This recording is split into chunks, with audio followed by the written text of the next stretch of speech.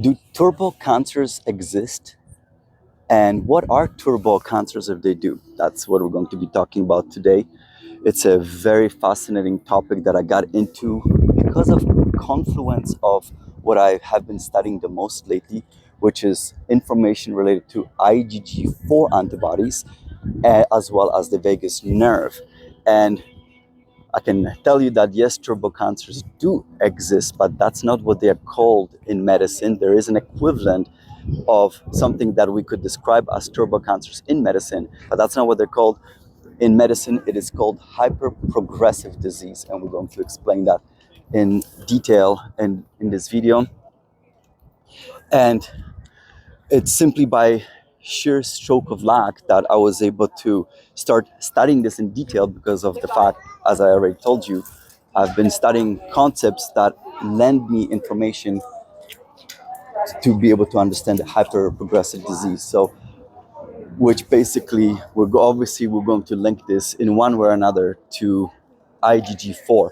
So, first of all, let's maybe mention why IgG4, and because everyone knows that this is a very big topic for me right now, then let me elaborate right away that in order for turbo cancers to happen, for that to be experienced, several unusual events have to take place all at the same time.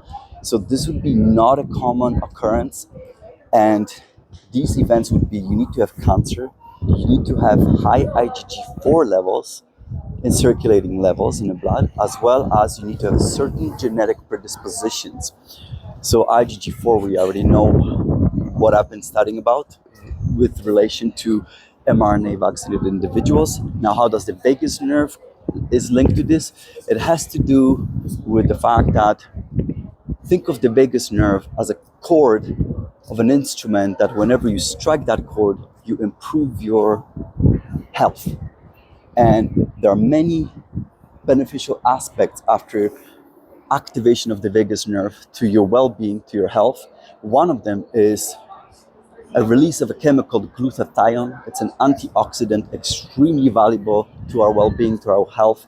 But under certain circumstances, something that is so beneficial can be taken advantage by cancer cells to basically make them grow a lot faster. And for that to happen, there has to be certain metabolic abuse, if you will, that cancers can take advantage of. So this is where the genetic predisposition comes in, because when metabolism of this chemical is not appropriate, it can benefit cancer cells. We're not going to be talking about this in this video today, and the reason why is because we have a very broad topic. And I can tell you that this concept of turbo cancers is very new in medicine, so it's still fairly unknown. Vast majority of doctors will not really know much about it at all. The reason why is because it's been described for the very first time only in 2017. As I mentioned, the equivalent is hyperprogressive disease. So what is that? It's a form of cancer that is extremely rapid and basically kills people very rapidly within 2 to 3 months typically, once they were treated with a specific type of anti-cancer medication, ironically enough. And the link here, by the way, that those anti-cancer medications were of the IgG4 subtype. This is how you can start linking these things together. And as I mentioned, hyperprogressive disease, which would be the closest equivalent of what we can think of as turbo cancers, have only been described since 2017. And the very first explanation, molecular explanation of any kind as to why this might be happening, was given to us in 2019. So not even 5 years ago. That's the paper we're going to be discussing today. There's only a few of these papers that actually explain this mechanism in detail. So we're going to go over all of these papers in detail in this series dedicated to turbo cancers.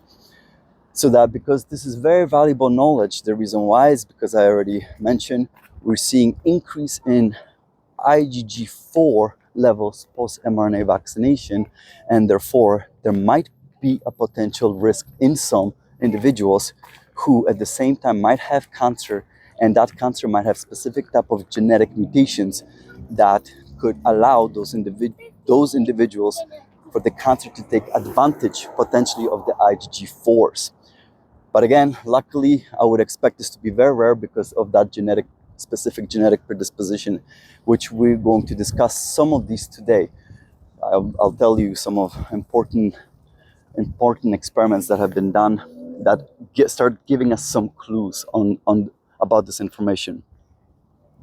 All right, but we're not going to be discussing glutathione because we'll mention that in another video.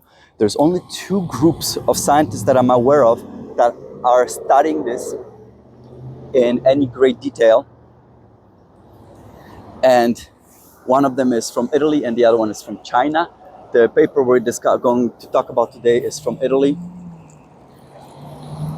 and we're just gonna break it down all in detail, so we'll leave the glutathione till another time and why that is so important in this very same context as well, okay? But we'll leave that alone. Today, we're going to discuss how for the very first time ever, it was shown that it's the stock of the antibody that was used to treat cancers that in some individuals with unfortunate genetic predispositions that can actually act as an enemy and lead to very aggressive cancers that can unfortunately kill those individuals extremely rapidly. All right, so then what are we talking about? Let's talk about first about this treatment that has been used in cancer. It's called immune checkpoint inhibitors, ICI, immune checkpoint inhibitors. Why such a name? Is because these are antibodies that can target specific molecules on either the T cells or cancer cells, and because of targeting of these molecules, it prevents the cancer from negatively affecting T cells, so that T cells will no longer protect that individual from cancer, or alternatively, if you targeted the T cells will not go into that negative state. What are these molecules? One of them is called program death receptor 1, PD1. When T cells express that molecule, typically they are in a state where they're not functioning as good to your benefit as they should be. We discussed this in the past as well in one of the videos. By targeting that specific molecule, PD1, you can reactivate those T cells, and then they actually will work to your benefit, and this is how they can end up killing cancer. This is why this medication was phenomenal. It has saved lives of people, especially this medication has been especially heavily used for non-small excuse me. This medication was specifically used a lot for non-small cell lung cancers. I'm just going to refer to them as lung cancers from now on. And literally, it has saved people from brink of death, because we all know, and I discussed this in a recent video, how dangerous cancers can be, lung cancers can be, and has literally saved countless lives. Another way to do it is to target the opposite molecule, a molecule that would interact with PD1 on T cells, and that's called program death receptor ligand 1. Ligand is basically, what is ligand? It's a scientific word for something, anything that binds a receptor, and you can block that on cancer cells, for example, in order for them not to start negatively manipulating your T cells to cancer's advantage. So this is how these immune checkpoint inhibitors have literally revolutionized cancer medicine dramatically. It has been, it was very, very exciting, because obviously there was an option to really help people that would have otherwise died for sure. But what was discovered soon after, 2 years later, the first publication demonstrating how this might be a problem as well in some individuals was shown. And basically what was shown is that while these immune checkpoint inhibitors might have saved about a quarter of patients' lives from certain death, about 1 in 5 people died of this unusual phenomenon called hyperprogressive disease, meaning the cancer disease progressed extremely rapidly, hence the word hyper and progressive. So hyperprogressive disease, to a point where cancer cells, or basically tumors, could grow rapidly in size, and very poor prognosis. These people usually die very rapidly, and no one understood why this is happening. In fact, until these two groups that I've been telling you about started elaborating on the molecular mechanism, it was not even certain in medicine whether this turbo cancers, the hyperprogressive disease, is it a natural phenomenon or is it actually linked to the treatment? So there was a big discussion about that in medicine. Now we're almost certain that this is not a natural event, but rather that it is indeed the medication that induces this unusual event. And in essence, what was still at first believed that what it might be happening, why did those people result in this worse off state, was that perhaps what was happening is that cancer cells or other cells in the microenvironment were stealing the treatment, the antibody treatment. They were stealing it away so that it could work properly on the T cells themselves. So that was the prevailing theory. And as I mentioned, the authors of the papers that I'm going to be discussing today were the first ones to show that no, that's not likely to be the case. So what did those authors do? This is they did studies on human patients, and then they also did experiments on mice. And I have to give you a trigger warning with regards to the type of experiments they did on mice. It's the reason why is because basically, well, for some of you that might sound graphic, and the reason why is because literally you use these models. It's called basically experimental models, animal models, to understand the biology, and these mice eventually are killed. They're euthanized, they're sacrificed for our understanding.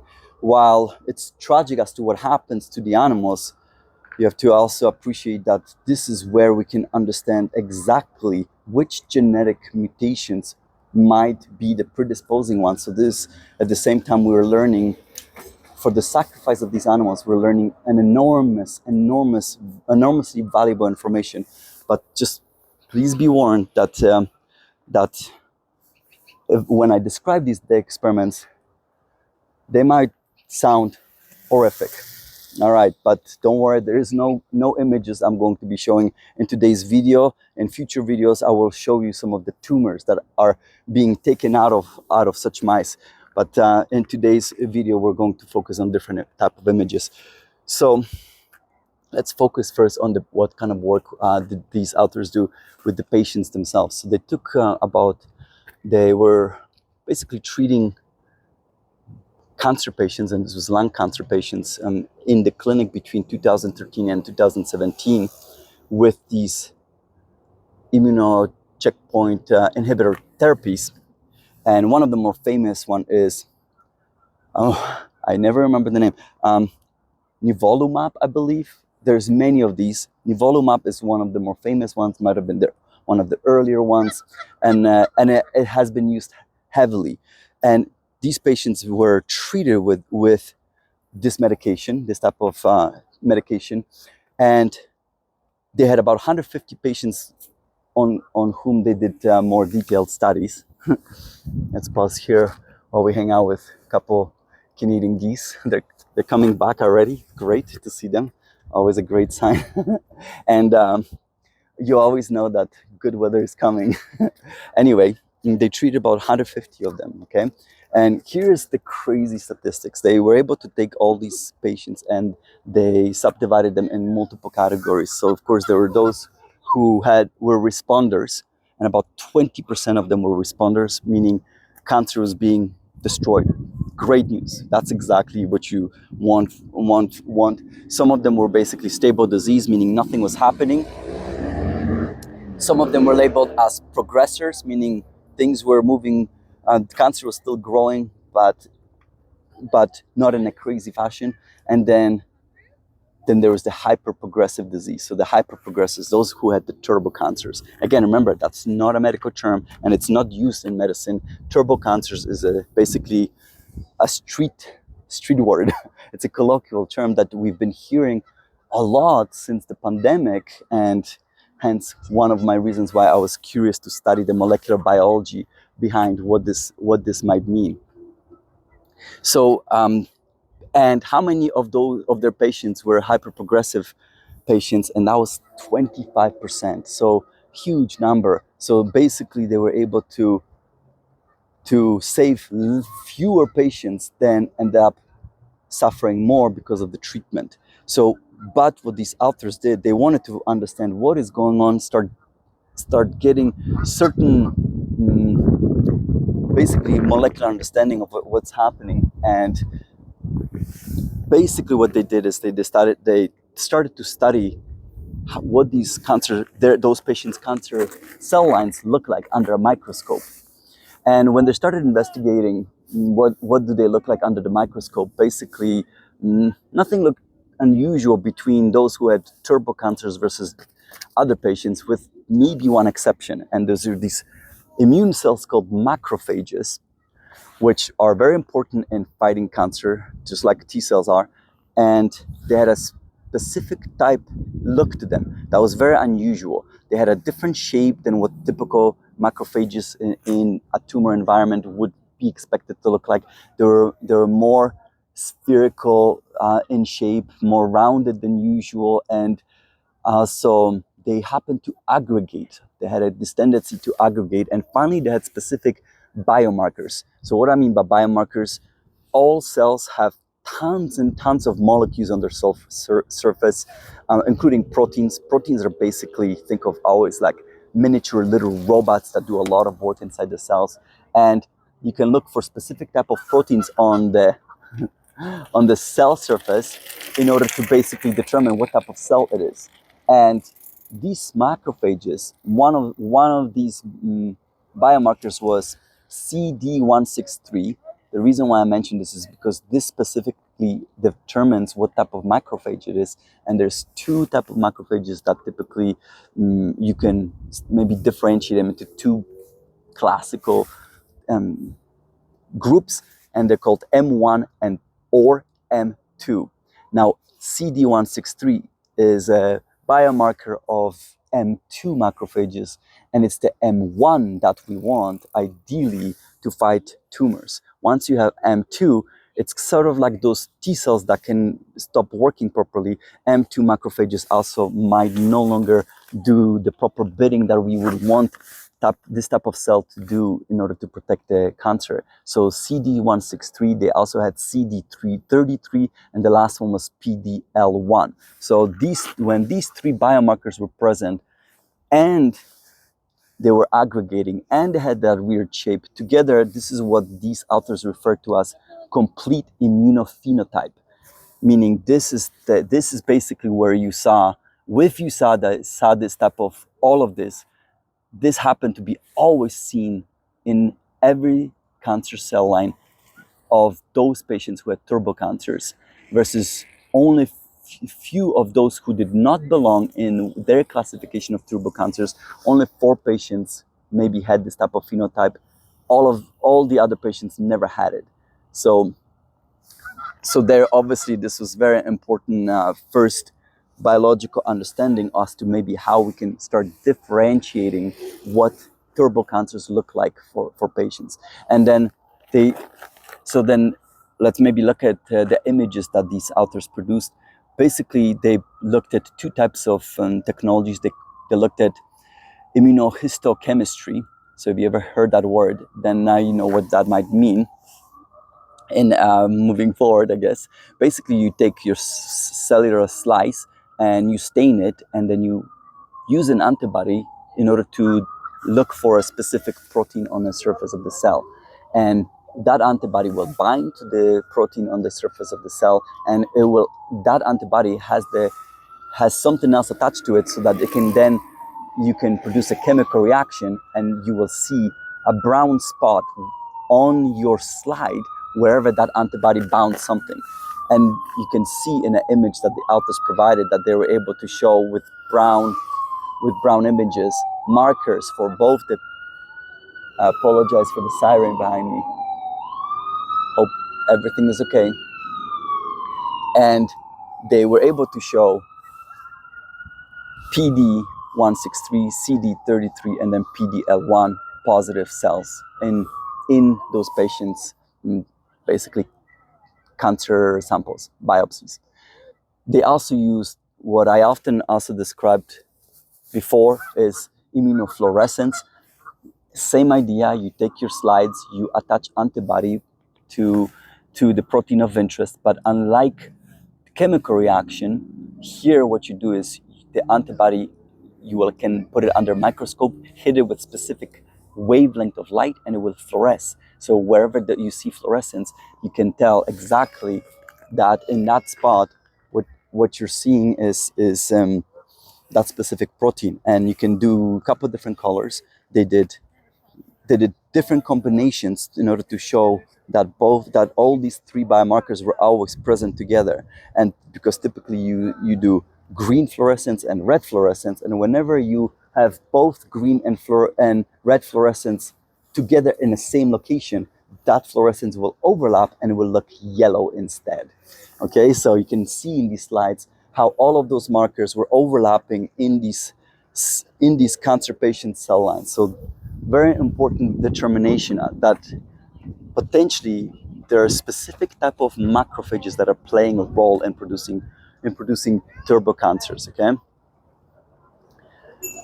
and so that was basically it. They observed that phenotype, then moved on to the mice experiments, and this is where it gets super interesting. So what do? They used mice that are called the nude mice, like naked. The reason why they're called nude is because they don't have thymus, and as a consequence, they do not produce T cells at all. Once the thymus is removed, they do not produce thymus. So it's the lack of this organ that provides this nickname, nude mice. Also, some of them, under certain circumstances, might not grow any hair. So they're also nude from that point of view. But this is not always present for athymic, basically, mice that don't have a thymus. But the key here is that they don't produce T cells. So you remove the role of T cells in that microenvironment. And what they did, what these authors did is they basically literally took lung cancer cell line and they implanted it under the skin of mice so that it can stimulate cancer growth. Literally, the natural environment of biological environment of mouse can actually then produce development of cancer. And the specific cell line they used was, I believe, was called H460. The reason why this is important is strictly because of it's of specific genetic content. And this is why this is so valuable information, is because this type of information tells us what kind of genetic background is needed to produce turbo cancers. So, and what they did is these authors then took anti-PD-1 antibody, so like the one that is used in cancer treatment as immune checkpoint inhibitors, and they injected in that same site where they also put that cancer cell line under skin tissue of mice, and it resulted in the development of hyperprogressive disease phenomenon, just like observed in humans. So they had a model that was basically replicating what we see in humans, and that allows you to now study in detail very different type of important information. Okay, so and that they were able to show, hey, now we have a model that allows us to basically start looking at this. Now, what was interesting though is because, of course, as I mentioned, they use anti-PD-1 antibody just like used in medicine to treat cancer.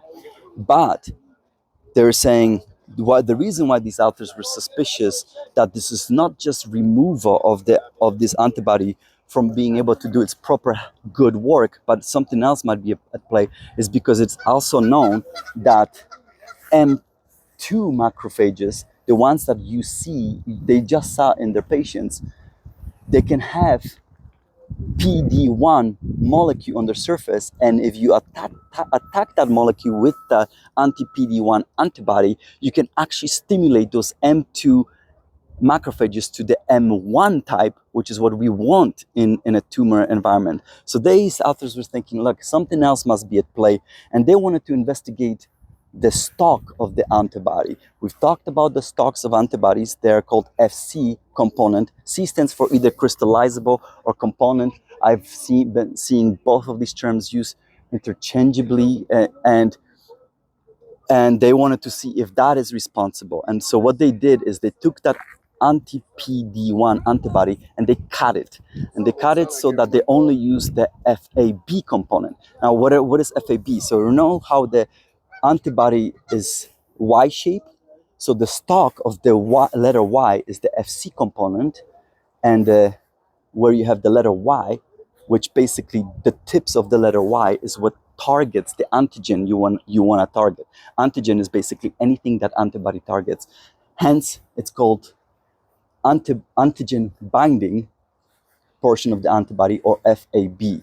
So they basically, what they did is they took that antibody, they cut it in half, and they only use FAB component. And when they did that, they no longer were able to induce that turbocancers in mice. So that, for the first time, started to suggest, look, it's the FC component, the stock of the antibody, that is the key player in modulating or inducing this unusual phenotype of these turbocancers or hyperprogressive disease in these mice.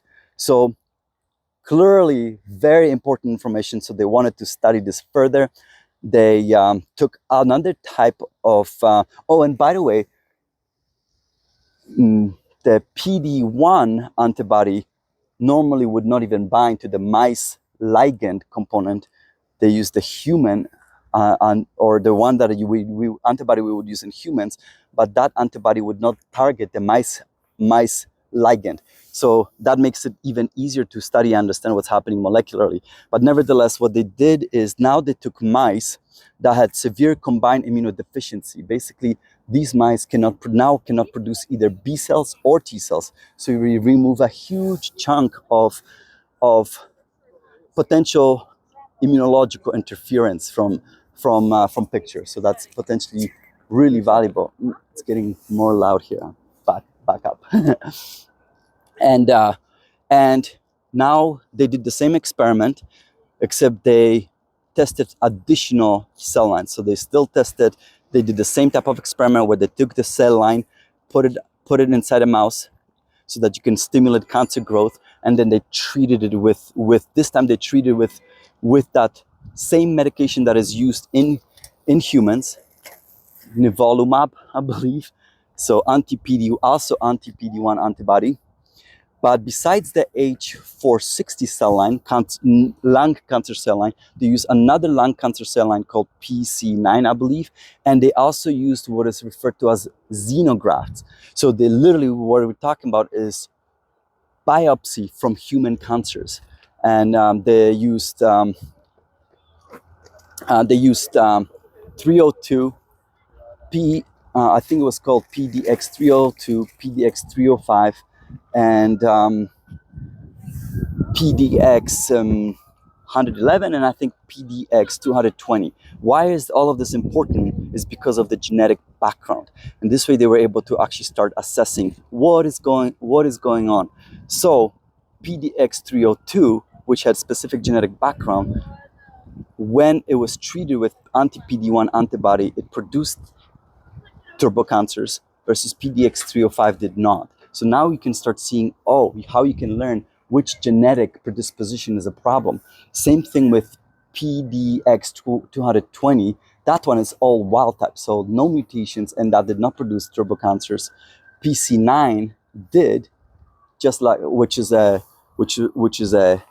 lung cancer cell line, and versus PDX 111 maybe gave like intermediate. So why this is important? Because now finally we can actually see what could be the dangerous genetic predispositions that could be leading to turbo cancers.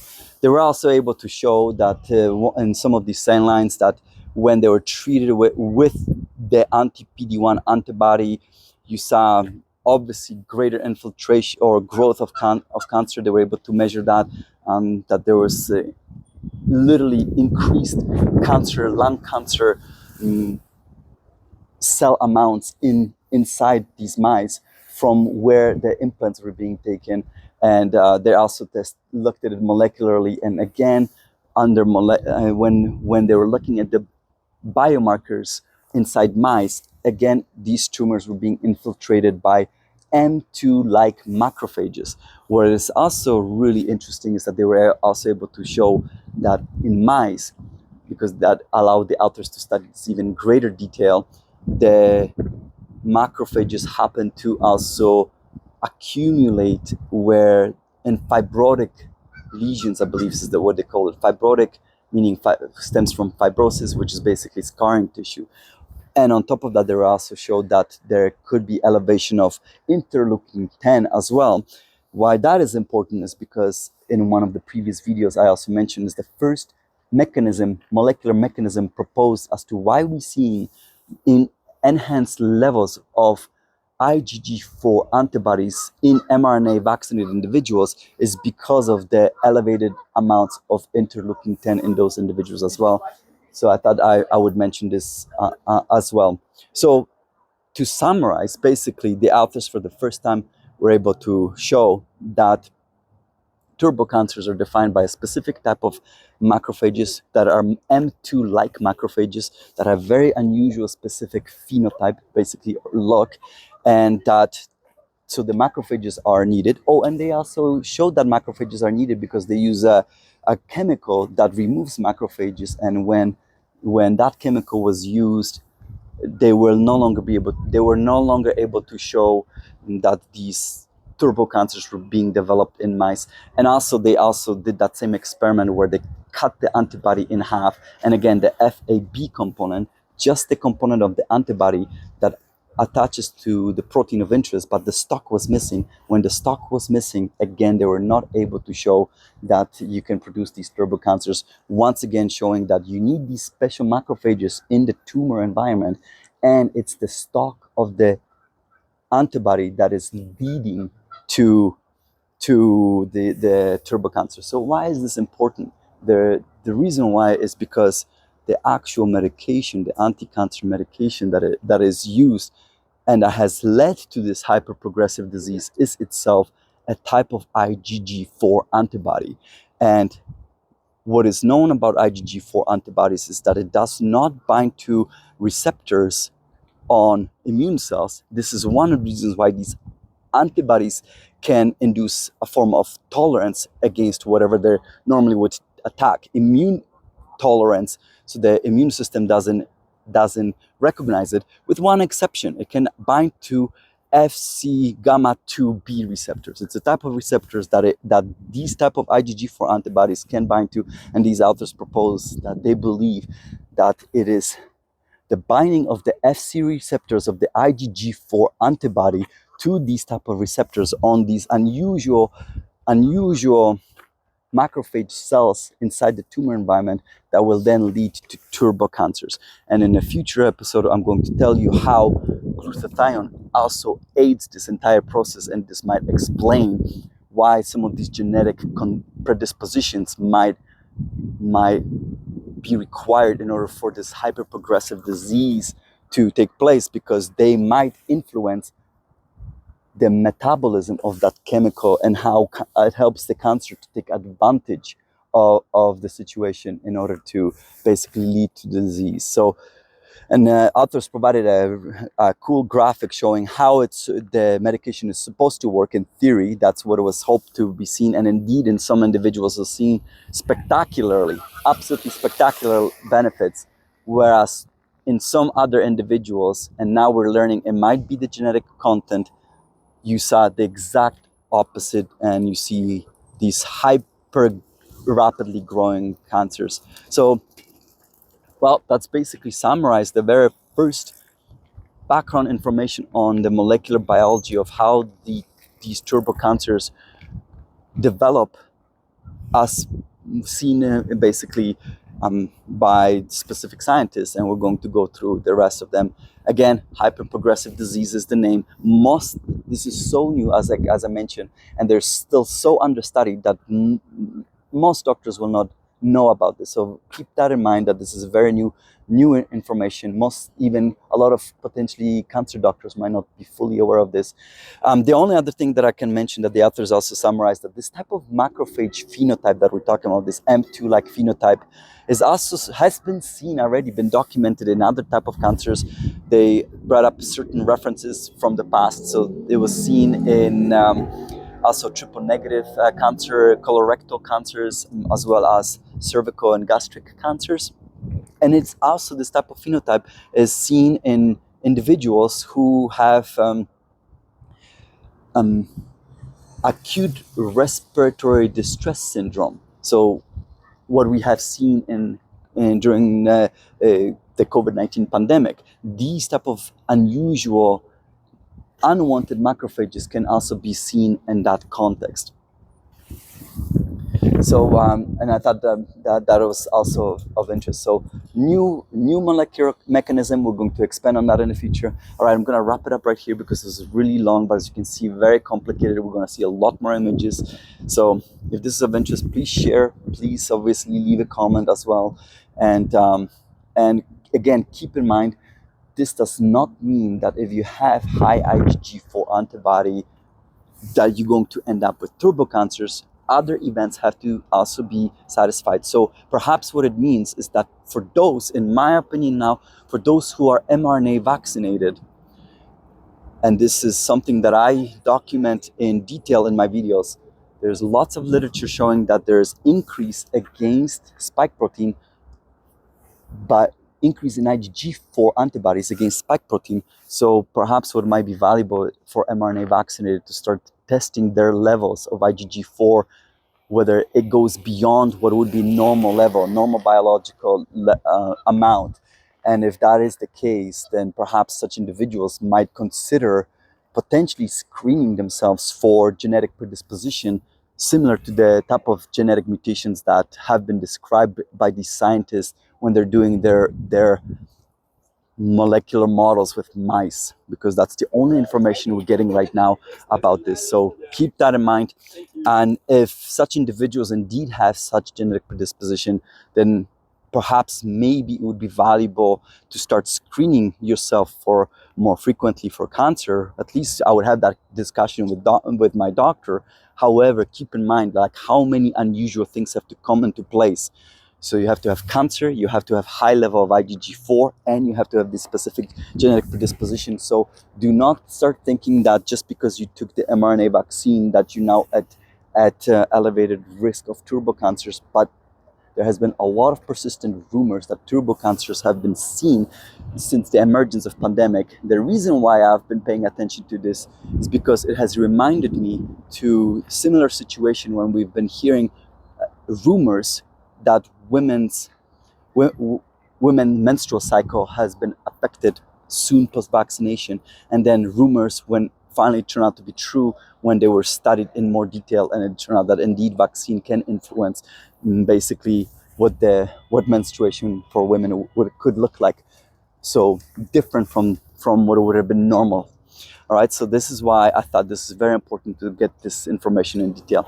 All right, I'm gonna wrap it up right now. I'm extending this longer and longer, and I'll see you guys in a future installment. And last thing, also check out my Patreon account for additional content that is not available on YouTube. Okay, bye everyone. Ciao for now.